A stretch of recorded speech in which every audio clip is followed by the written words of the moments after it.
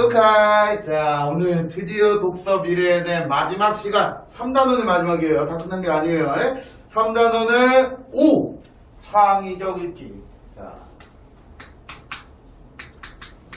요거까지 하면 우리는 3단원이라는 각 학교에서도 거의 3단원을 위주로 나갈 것이고, 마지막이에요. 자, 재미없어요, 일단. 자, 육지의 배설물은 바다에 쌓인다. 자, 딱 봐도 뭐 관련 글 같아요? 효원씨. 육지의 배설물이 바다에 쌓인대요. 환경 관련 글이에요. 환경 관련 글. 요즘 환경 관련 이슈도 많기 때문에 이걸 잘 읽고 우리가 바다 생태계에 대해서 한번 생각해 보도록 할게요. 자, 바로 들어가서 처음이라고 쓰고요. 이것도 처음 중간 끝이에요. 1997년 찰스 무어는 미국 로스앤젤레스에서 하와이까지 태평양을 횡단하는 요트 경기를 마치고 캘리포니아로 돌아가는 길이었대요. 아, 그러면 저 찰스 무어라는 사람의 이야기가 되겠지. 그런데 이 사람이 바다를 횡단하다가 어마어마하게 큰 쓰레기 섬을 발견하게 돼요. 그럼 이런 것들을 뭐라 하냐? 들어가면서 바로 이 찰스 무어의 이야기는 바다 오염에 심각하다. 진짜 그 심각성을 드러내는 요런 이야기를 뭐라 그래? 말 그대로 잘 알려지지 않은 이야기거든요. 뭐라 그럴까? 어떤 사람과 관련된 땡땡이라고 하잖아. 잘 알려지지 않은 이야기들. 일화? 맞아요. 일화. 즉 바다 오염의 심각성을 드러내는 일화를 소개하며 들어가고 있어. 그래, 시작점 자체를. 그럼으로써 바로 효과는 당연히 뭐지? 저 사람이 뭘 발견했을까? 아, 정말 심각하구나. 우리 어떻게 해야 될까? 라는 그런 독자의 흥미, 호기심, 그런 걸 유발란스할 수 있겠지. 북태평양 아열대 환류대를 통과하던 쯤이었다. 바다 저 멀리 흐릿한 섬이 떠올랐다.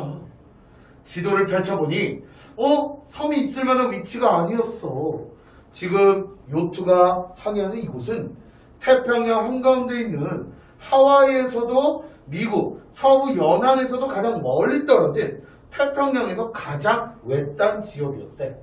놀랍게도 그가 발견한 것은 거대한 쓰레기 섬이었다. 그는 훗날 자신의 수필에서 당시 상황을 이렇게 회상했다. 가장 원시적인 바다에서 내가 목격한 것은 원시적인 섬이 아니었다. 나는 내 눈을 의심할 수밖에 없었다. 섬은 플라스틱 더미로 이루어져 있었다. 나는 그 일주일 동안 아열대의 바다를 건너면서 수많은 페트병과 뚜껑, 포장재 등의 플라스틱 조각을 헤쳐나갔다. 라고 인물의, 그 일화를 겪었던 인물의 경험담을, 그 사람이 한 말을 끌어다 쓰기. 인용. 그런데 큰 따옴표. 인용인데 큰 따옴표. 직접적인. 직접적이 아니라 그냥 직접인. 인물의 경험담을 직접 인용하고 있다는 거지. 찰스 무어는 고무타이어, 자동차 계기판, 버려진 욕조를 지나치며 플라스틱의 세상을 여행했다. 그가 발견한 이 쓰레기 더미는 훗날 태평양 쓰레기 섬으로 이름 붙여졌다.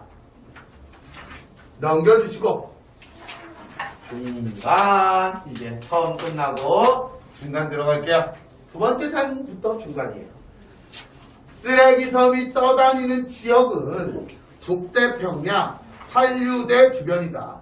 이 지역은 연중 적도의 더운 공기가 고기압을 이루어 바람을 빨아들이기만 할 뿐 밑줄 자 내보내지 않는답니다. 자, 빨아들이기만 하고 내보내지 않는 블랙홀 같은 곳이다. 이게 되겠지. 그러기 때문에 여기에 뭐가 쌓여 있는 거야? 쓰레기가.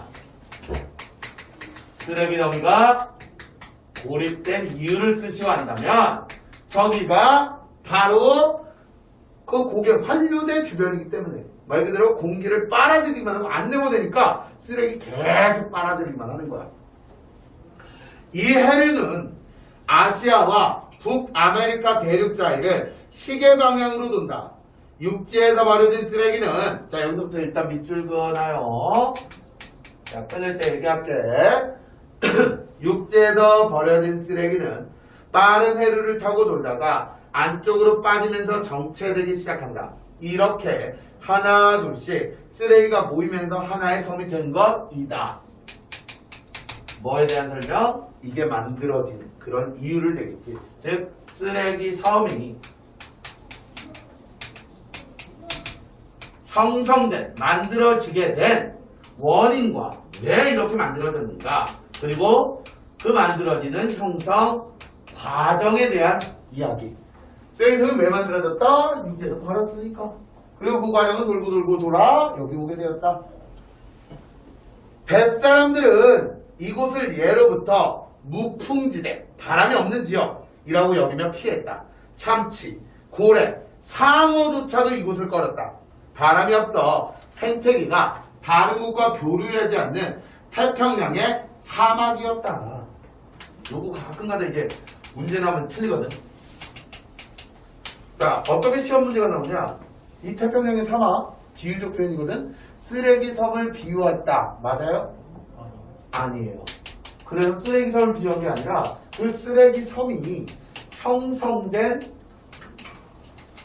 지역을 비유한 것이지, 그 지역 자체를 비유한 것이지, 말 그대로 쓰레기 섬을 사막에 비유했다라고 하면 틀려요. 틀려요. 쓰레기 섬의 형성된 그 지역 자체가 사막이다 라고 비유를 해줘야 된다. 근데 바로 이곳에 쓰레기 더미가 고립되어 떠다니고 있던 것이다. 과학자들은 찰스 무어가 발견한 쓰레기 섬을 연구하기 시작했다. 섬의 크기는 아직 정확히 측정되지 않았다. 섬을 이루고 있는 잔해가 대부분 작은 플라스틱이어서 인공위성이나 비행기로는 관찰할 수 없기 때문이다. 가까이 가서 보지 않는 한 정확한 규모를 알 수 없었다. 그래서 과학자들은 일부 표본을 토대로 규모를 추정했는데, 작게는 70만 제곱킬로미터에서 크게는 1500만 제곱킬로미터에 이르는 것으로 보고 있다. 태평양 전체 면적의 0.4%에서 8.1%에 이르는 크기다. 대박. 오차가 너무 큰데. 태평양 쓰레기 섬의 쓰레기들은, 이거 저번에 시험 나왔다. 여기 잘 들어. 여러분들 진짜 잘 들어요. 여기 일단 밑줄. 이거 이해를 잘해야 돼. 자, 지금 잘 들어. 태평양 쓰레기 섬의 쓰레기들은 모두 인간이 버린 거야. 인간이 버렸다고 했어요. 그 뒤에 바로 우리가 버린 쓰레기들도 남해나 동해를 지나 이곳으로 흘러들었을 것이야. 쓸 거 많아요. 아주 핵심 포인트.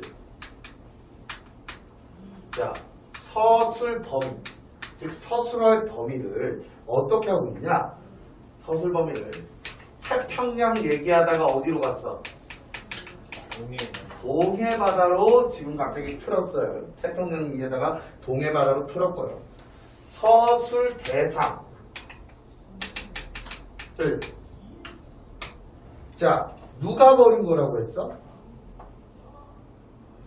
인간들이 버린 거라고 했지? 그 다음에 누가 버린 것들? 우리가 버린 이야기라고 있거든? 대한민국 사람들? 그러면 이게 좀 어려운 이유가 말 그대로 태평양에서 동해, 인간에서 우리, 이 서술 범위와 서술 대상을 확대했다라고 봐야 돼? 축소했다라고 봐야 돼? 축소했다라고. 이거 이제 시험지 나올 때 이 축소란 글자를 확대란 글자로 바깥치기 해서 문제 내겠죠. 이거 축소한 거야. 그러면서 이제 잘 들어. 태평양과 인간 얘기가 아니라 누구 얘기 좀 해보자. 우리 이야기 좀 해보자 이거야.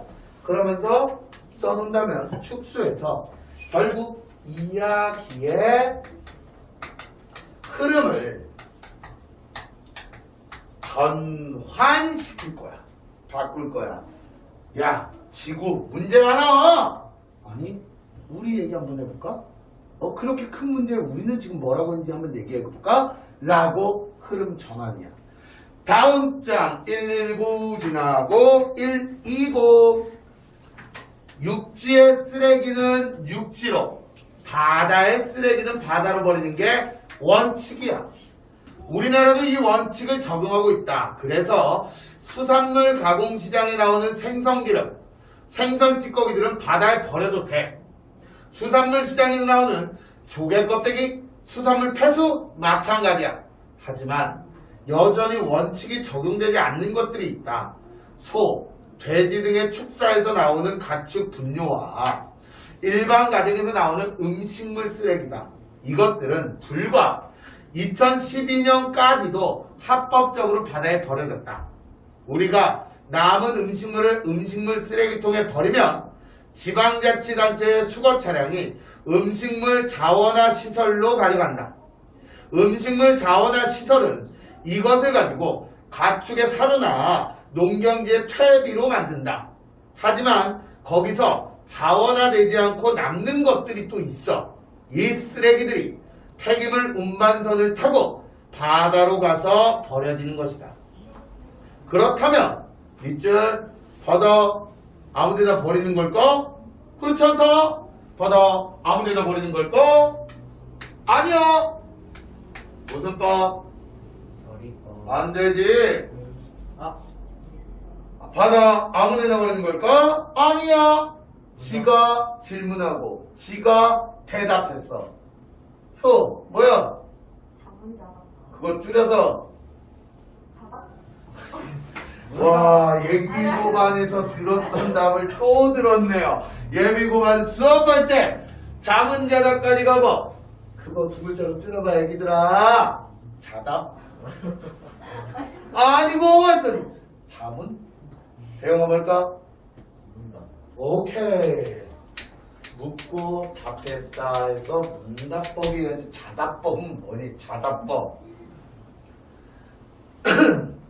정부는 1993년부터 동서해안 연안에서 멀리 떨어진 바다 3개 구역을 바다의 쓰레기장으로 선정해 운영하고 있다.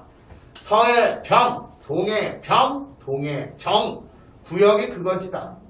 서해병 구역은 군산도 쪽 200km 지점에 있는 지역으로 수심은 80m야. 동해병 구역은 포항에서 동쪽으로 125km 떨어진 수심 200에서 2000m 지역이야.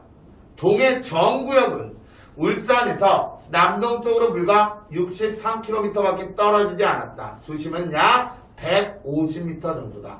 동해병 구역은 전체 폐기물의 60%가량을 담당하는 밑줄 우리나라 최대의 바다 쓰레기장. 자, 우리나라 최대 바다 쓰레기장이 어디라고? 동해병. 그러면 시험 문제는 이렇게. 왜 저 세 구역 중에 동해병에 가장 많이 갖다 버릴까? 실제로 저기 가장 많이 갖다 버려요. 왜 저길까? 효원아, 왜 거기라고 생각해? 일본과 가까워서? 가까워. 뭐라고? 125km면 가까운 게 아닌데? 저기 동해 정지점이 63km니까 더 가까운데? 쓰레기들이 많이 없어 보여서. 쓰레기들이 많이 없어 보여서 울릉도 독도 이쪽이 우리 좀 과학적으로 접근하자. 그런 느낌적으로 여기를 설정하진 않았겠지. 태영아, 왜 여기를 가장 많이 버리는 곳으로 설정해놨을까? 수심이. 그렇지. 말 그대로 최대 수심. 아, 좋아요. 이걸 맞추자니. 여기 2000m까지 간대. 수심이 깊으니까 많이 버리겠지. 그치, 원아? 가까워서? 느낌상? 자, 요렇게 서해병구역과 동해정구역은 각각 전체 폐기물의 27%와 13%를 담당한다.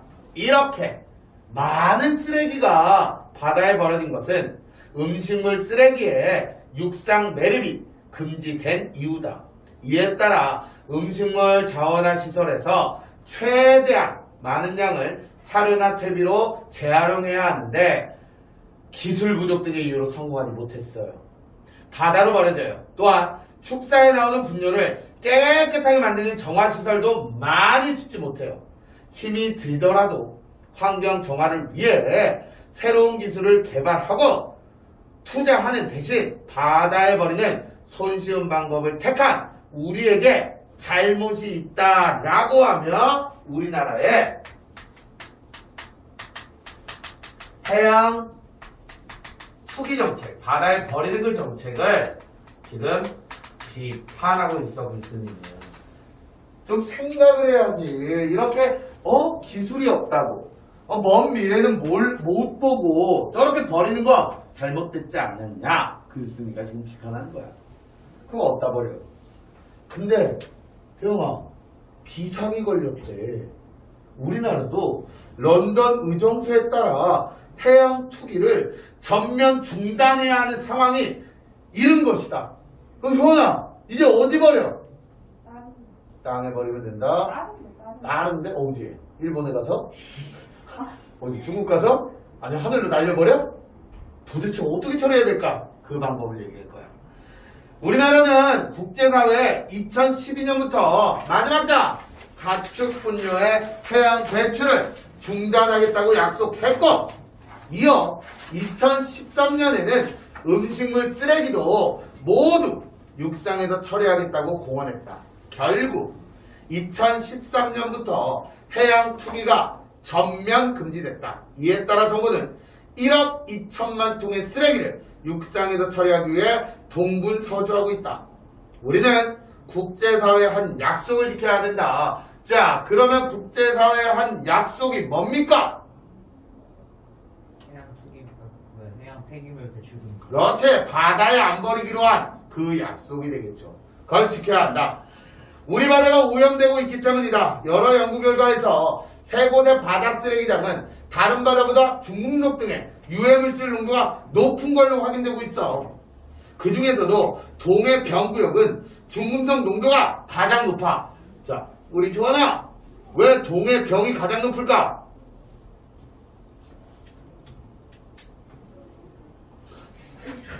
아니, 수심이 깊을수록 중금속 농도가 높으면 태평양은 거긴 중금속 덩어리냐? 바다 쓰레기야? 다른 데도 바다 쓰레기장 있잖아. 근데 왜 동해병 구역이 그 농도가 가장 높을까? 사이즈. 커서? 바다가 크면 중금속 농도가 크다. 네. 응. 그럼 미국 바다는 중금속 덩어리네. 안 되겠어. 서연아 도와줘. 왜 가장 높을까? 그렇지. 제일 많이 버려서잖아. 당연히 버리면 버릴수록 중금속 농도 높아지겠지. 장난치는 거예요. 장난. 우리 효원이가 그렇게 바보는 아니에요.